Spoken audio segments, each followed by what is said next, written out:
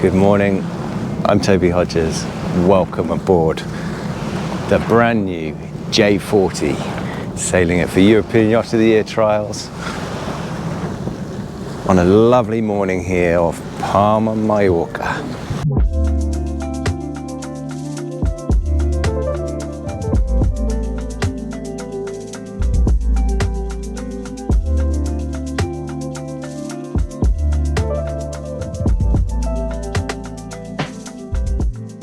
And when you have a look at that, you think, really, you're going sailing? But this is a slippery yacht. And it's something a bit different to the norm, well, the new norm, I guess, of production performance cruisers. This is, it's a J boat through and through. It's a classic, slippery, real sort of pleasurable helmsman's boat, especially going upwind, especially reaching and going really slippery through the water in conditions like this. So you can see it's almost glass here, and we have been making or exceeding the true wind speed since we set out this morning, both upwind and sailing with this lovely bright pink kite.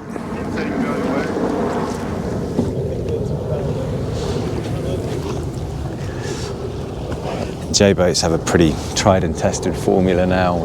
We sailed the J45 a couple of years ago, and this one has already launched to quite a success. They've already sold 15 boats, which is really going some. And this, they've Johnson Design from the US combined with J Composites Europe, who build the boat.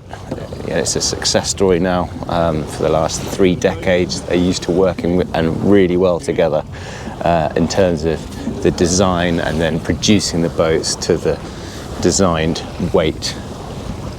And it's actually really interesting to see a boat perform in these conditions where you wouldn't really think about going sailing a lot of the time, but it's actually really enjoyable to do so. Just going through a jibe now.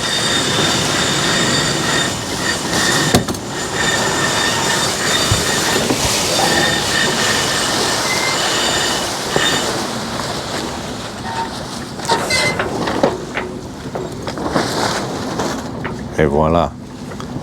So this is the second one to launch, and it's built for a famous, very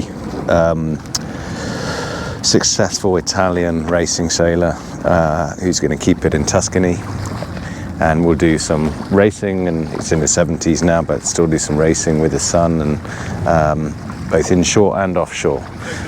But the program of the J40, the target of J-boats, was more for the cruising customer, and there's more interest there really, so just fast, enjoyable cruising. And when you see the interior that they've fitted into the boat, you'll understand that as well. But yeah, while we're slipping along here, we were, as I said, making or exceeding the sort of 3 to 6 knot true wind speeds going upwind with this Genoa, and then the same again, close reaching, even making our own apparent wind as close as sort of 35 apparent, so 60 true, flying the pink kite. And then you can see a few upgrades on this. They've tried to make it keep the boat, the standard boat, to a really competitive price, and an inclusive standard spec of about 350,000 euros ex-tax. The boat we're on has quite a few options, including the mast and sails, and which makes that more like 480 ex-tax. We'll put all this in the specs at the end, but you can see, with this has both enhanced sails, carbon mast, black painted boom, rod rigging, PBO backstay. So it's tweaked towards more performance, but there's only one keel. It's a 2.2 meter keel, and the running rigging sheets, etc., that come with it are deck gear, etc., all to a high standard what you see on the boat. So this is what I mean about seeing it sailing in light breeze. You can see there is glass on the water here. We have, what do we have, 4.5 knots true wind speed, 5 knots boat speed, going upwind at 35 to the apparent. So she is slipping along, and very, very little adjustments needed, super direct steering. And it's unusual in today's day and age to be able to come out in these conditions sailing with white sails and have some actual pleasure on the helm as well.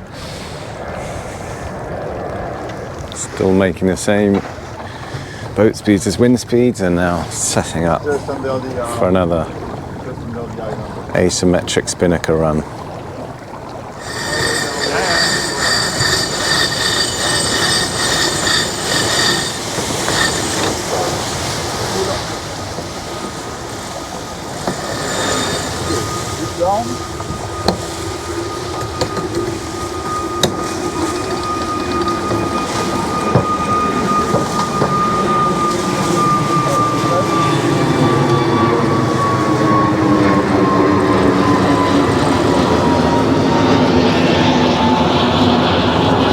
EasyJet customers.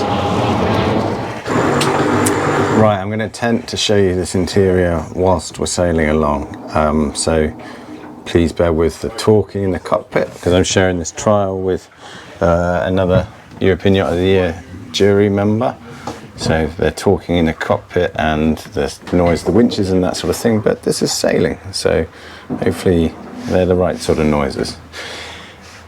So this is a follow-on really from the J45 in terms of the same design team. So Jay worked with Isabel Racapo again for the design of the interior, and you can tell straight away, anyone that knows Jay boats, that this is a voluminous cruising interior for them. You know, this is exactly the same length. It's 2 inches longer, I think, than the J122. But you look at the beam, look at the way they've made it feel as large as possible. And a good reason for that is because this, I mean, the saloon feels huge. It feels, you know, that is a saloon of a 45 footer really. But there's no heads there. So this is a 3-cabin, 1 heads version. And it was also offered with a 2-cabin, 2 heads version, where you'd separate the shower and the heads most likely. But in this format, you have a small heads area here, which is a wet heads with a roving shower tap on it. So that's shared by the 3 cabins, this one being the master. And there you can see proper old style narrow forepeak as the boat narrows towards the stem head there. And so you get a V-berth, more traditional style V-berth, but a good sized cabin and a good sort of storage area opposite the heads itself. But I would say the compromise here is small heads, and maybe a sort of lack of bracing in the galley itself. You've got a little inset here. It's a, you know, comparatively reasonable sized galley, but in terms of bracing at sea, that is. So that's if you are choosing the 3 cabin version, which you've got the bags and sailbags on the side, so I'll show you the side because they're symmetrical. Yeah, good sized double back here. So the question mark here is for owners and potential owners, what sort of sailing you're going to do. Because if you're cruising, I would argue, and I think Jay's boats would argue, that it makes sense I'll just keep chatting away, we'll try and show you some lockers here, to go for the 2 heads, 2 cabin version. Why? Because then if you do have family or guests in the aft cabin, they get access to their own sort of sink area and that sort of thing. So you would lose this. This is a really good, handy locker, admittedly. Good wet hanging locker by the companionway where you want it. But this from here to essentially that porthole would become a head shower compartment. So you'd have a shower compartment in one and a heads in the other, both with sink areas. And then after that would be, you know, what J-boats do normally. So after linking into a big technical area, a big locker essentially, where you could easily store your spare sails, fenders, all the toys and equipment you might want for cruising, rather than, you know, it taking up a berth essentially. So that is the main decision in terms of layout to make here. Otherwise, you're left with a good sized saloon, light bright area. This one's finished in the standard mahogany, but oak is offered as well. Proper chart table, forward facing chart table. A big size saloon table here that, you know, has this leaf area that joins up with this sleepable length saloon berth. It's about 6'2" or so, I think 6'1", 6'2". You could fit on that if you wanted to. Batteries below that. Good stowage all along here. Good in that they're deep. The further you come aft here, the more you can fit in them. And you've got handrails up along the sides here, so easy for moving forward. Plane going overhead. Don't like the sharp edge of that very much, because any sharp edges will wear very quickly, especially if they're not solid wood. Carbon mast base, and then you're into this forward area here, which, say, that's if you have the 3+1 layout, that's your compromise. But the argument is, how much time do you have to spend in the toilet? Well, that might be a little bit of a French attitude. No disrespect, but they might be known for putting up with less comfort, whereas some might want more of a shower area. And again, if you want that, choose the 2+2. Another very tall hanging locker in there, with shelves opposite, and headroom down to about 6 foot, maybe 6'1" in the entrance of this cabin. But good ventilation and light through there. Love that pink coat. Reading lights each side with USB outlets on them, and otherwise, yeah, just a simple forward cabin with a little bit of extra stowage space in there as well, as I say, as well as opposite the heads itself. And then underneath the aft part of this forward berth is a water tank. A water tank is 200 litres as standard, and you can add an extra 150 litres as an option. Batteries under this starboard saloon berth, and stowage on the port side. And then the fuel tank is under the port side aft berth, with stowage under the starboard side. And then it's relatively compact but workable galley.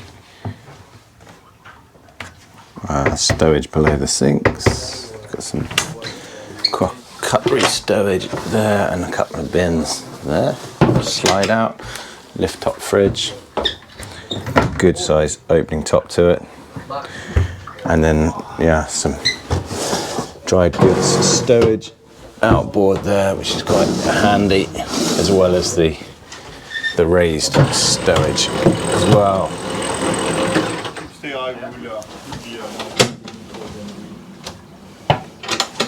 And good amount of fiddled work surface there as well. It's a good amount to grab onto on the boat. Handrails both each side, as I said, going along the length of the saloon and that galley, and then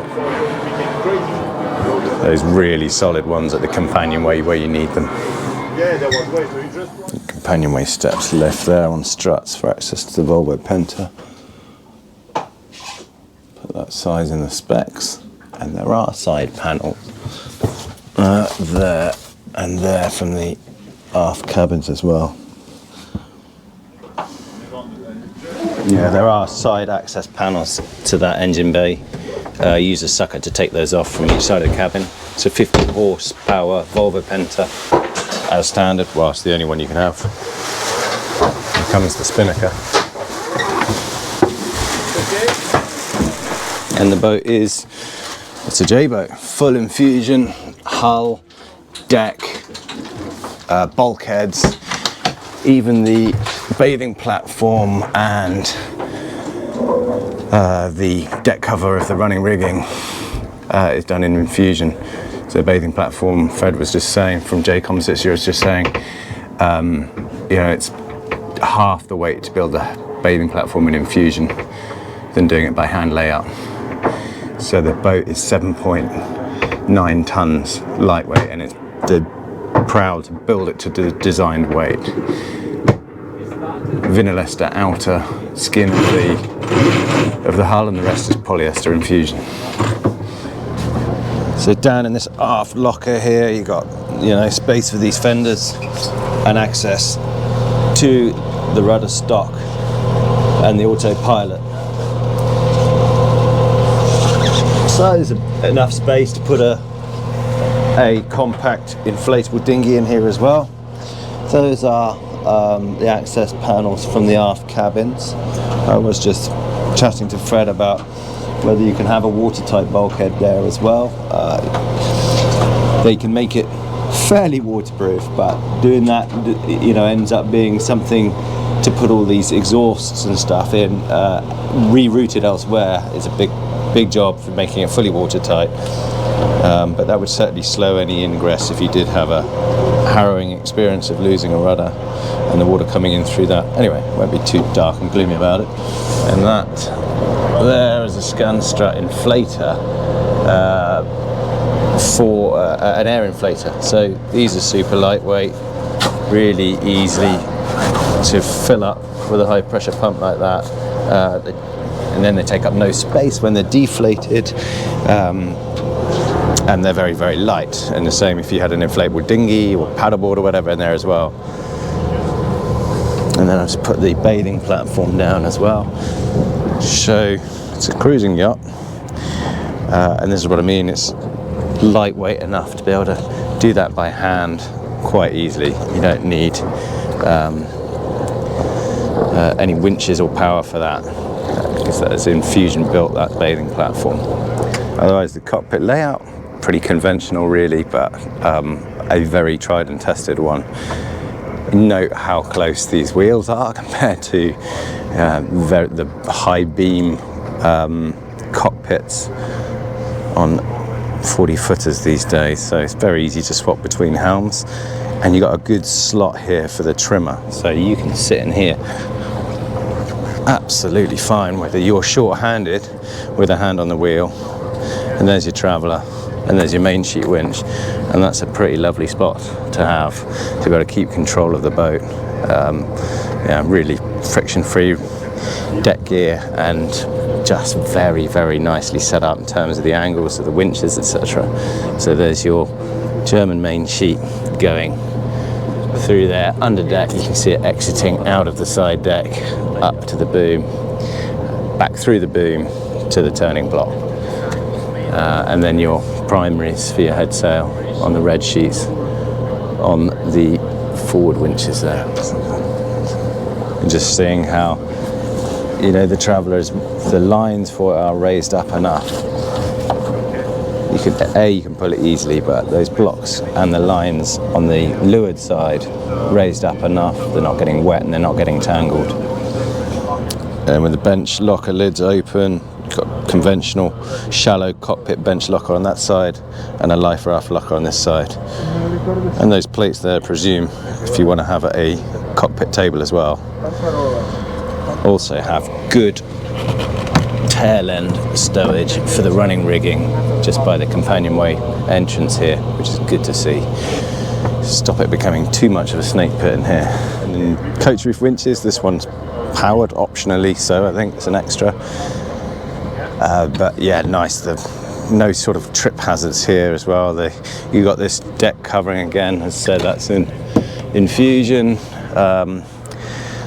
Spray hood zip there, nice long rail going forward, and say this one has flexi deck all over the decks, but there's no trip hazards on there. That's the German main sheet coming out of the deck there, and then you got the cars for the head sail, which both have these longitudinal tracks, but also in-hauling systems for them as well, which so you can, we were tacking through 80 degrees even in these light wind conditions, and you can really bring that jib right in close and control it from the cockpit and have good control so that you have a really narrow sheeting angle for that. So this is just showing, pulling it from the cockpit, so you can see how it pulls those thimbles inboard. That's working the other side as well. This one's actually got the sheet load on it at the moment, but you can pull it right inboard from those cockpit lines. It must have been the finish quality, looks really good inside and outside the boat for the price. Moving forward here, you've got, I mentioned this one has the carbon mast painted black aluminium boom.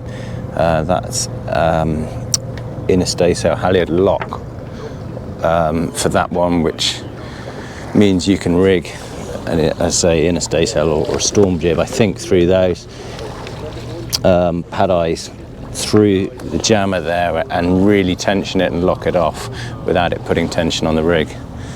This one, has obviously not the furling genoa. They've put a tough luff